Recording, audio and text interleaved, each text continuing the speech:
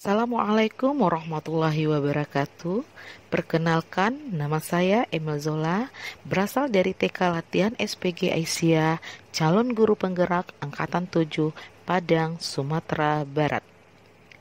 Pada kesempatan ini, saya akan menyampaikan koneksi antara materi, kesimpulan, refleksi terhadap materi 1.1 tentang pemikiran Ki Hajar Dewantara. Ki Hajar Dewantara bernama asli Suwardi Suningrat. Beliau dilahirkan di Yogyakarta pada tanggal 2 Mei tahun 1889 dan saat ini dikenal sebagai Hari Pendidikan Nasional. Beliau merupakan pendiri dari Taman Siswa, sehingga beliau dijuluki sebagai Bapak Pendidikan. Beliau wafat pada tanggal 26 April tahun 1959. Menurut Ki Hajar Dewantara, pendidikan dan pengajaran tidak dapat dipisahkan. Ki Hajar Dewantara memberikan pemikiran-pemikiran tentang dasar-dasar pendidikan. Pendidikan itu sendiri bertujuan untuk menuntun segala kodrat yang ada pada anak, agar mereka dapat mencapai keselamatan dan kebahagiaan yang setinggi-tingginya.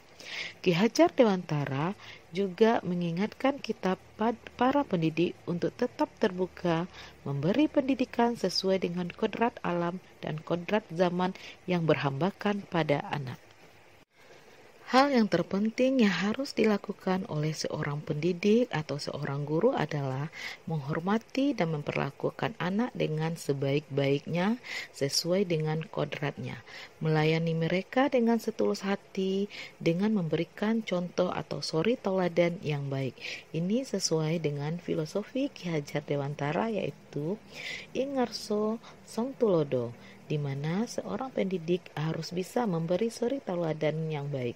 Yang kedua yaitu Ing Madia Mangun Kasro, di mana seorang pendidik harus bisa memberi motivasi kepada peserta didiknya. Yang ketiga yaitu Tut Huri Handayani, yaitu seorang pendidik harus bisa memberi dorongan moral kepada peserta didiknya. Antara memberikan pemikiran-pemikiran dan dasar-dasar pendidikan. Ada 6 pokok pemikiran Ki Hajar Dewantara. Yang pertama adalah menuntun. Menuntun adalah suatu kodrat yang ada pada diri anak, agar mereka mencapai keselamatan yang setinggi-tingginya dan berkembang sesuai dengan kodrat yang ada pada anak, serta potensi-potensi yang dimiliki anak. Yang kedua yaitu kodrat alam dan kodrat zaman. Ki Hajar Dewantara menjelaskan bahwa dasar pendidikan anak berhubungan dengan kodrat alam dan kodrat zaman. Kodrat alam berkaitan dengan sifat yang terbentuk dari lingkungan di mana anak itu berada, sedangkan kodrat zaman adalah berkaitan dengan isi dan irama di mana anak itu sudah membawa sifat dan karakternya masing-masing. Yang ketiga yaitu petani. Ibaratkan tukang kebun yang bertugas merawat dan memelihara serta memberi pupuk sesuai dengan kebutuhan tanaman itu sendiri agar tumbuh dan berkembang lebih baik.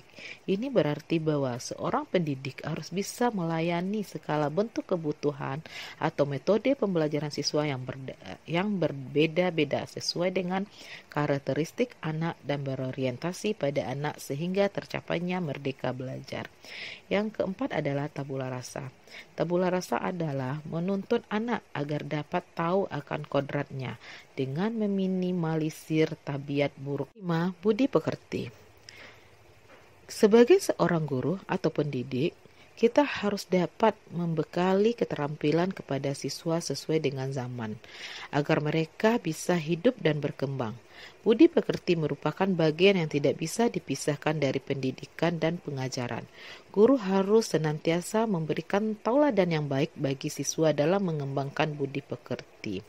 Yang keenam adalah berhamba pada anak.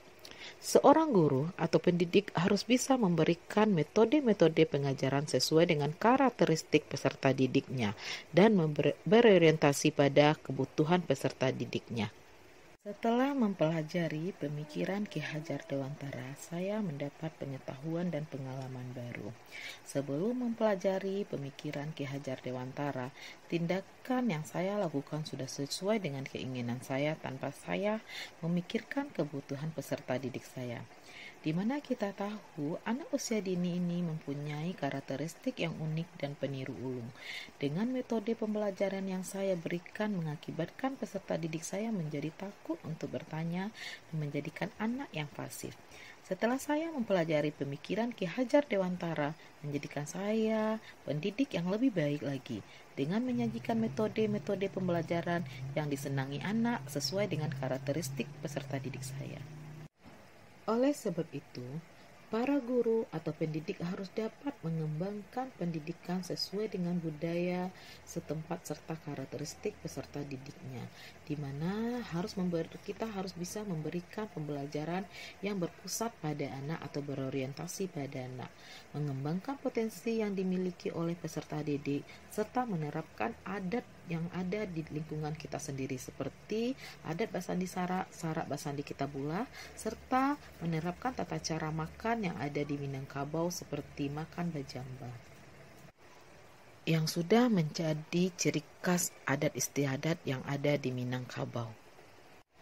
Berdasarkan uraian di atas, dapat disimpulkan bahwa anak haruslah dipandang dengan rasa hormat dan cinta kasih, serta memberi pengetahuan sesuai dengan karakteristik dan berorientasi pada anak. Guru harus mampu mengayomi anak sesuai dengan perkembangan peserta didiknya, sehingga terciptanya suasana belajar yang menyenangkan dan terwujudnya merdeka belajar dalam satu bingkai nilai luhur Pancasila. Selanjutnya, refleksi berdasarkan 3 pertanyaan pematik.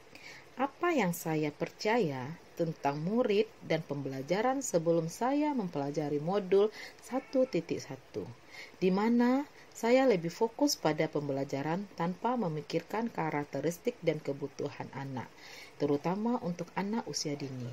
Tidak adanya kesepakatan kelas sehingga terciptanya suasana belajar yang kurang kondusif dan tidak nyaman bagi peserta didik. Selanjutnya, apa yang berubah dari pemikiran perilaku saya setelah saya mempelajari modul ini? Setelah saya mempelajari modul ini, saya dapat mengubah pola pikir saya menjadi lebih maju lagi dengan memberi pembelajaran yang disesuaikan dengan metode-metode yang menarik bagi anak, serta memberi ketauladanan kepada peserta didik saya dan menuntun, membimbing serta mendidiknya menjadi lebih baik lagi. Saya adalah seorang fasilitator untuk mentransfer ilmu kepada peserta didik saya, sehingga menjadikan peserta didik saya lebih merdeka belajar untuk memilih kegiatan-kegiatan sesuai dengan karakteristik anak usia dini. Selanjutnya, apa yang bisa segera saya terapkan lebih baik agar kelas saya mencerminkan pemikiran Ki Hajar Dewantara? Yang dapat saya terapkan di sekolah saya atau di kelas saya adalah saya akan memberikan pendidikan yang berkarakter bagi peserta didik saya. Kemudian saya akan menciptakan suasana kelas yang nyaman dan menyenangkan bagi peserta didik saya, memberikan pembelajaran yang berpusat pada anak dan berdiskusi tentang keinginan dan minat bakat anak itu sendiri, sehingga tercapainya merdeka belajar bagi anak-anak atau bagi peserta didik saya. Sekian kesimpulan dan refleksi materi 1.1 tentang pemikiran Ki Hajar Dewantara. Saya ucapkan terima kasih. Wassalamualaikum warahmatullahi wabarakatuh.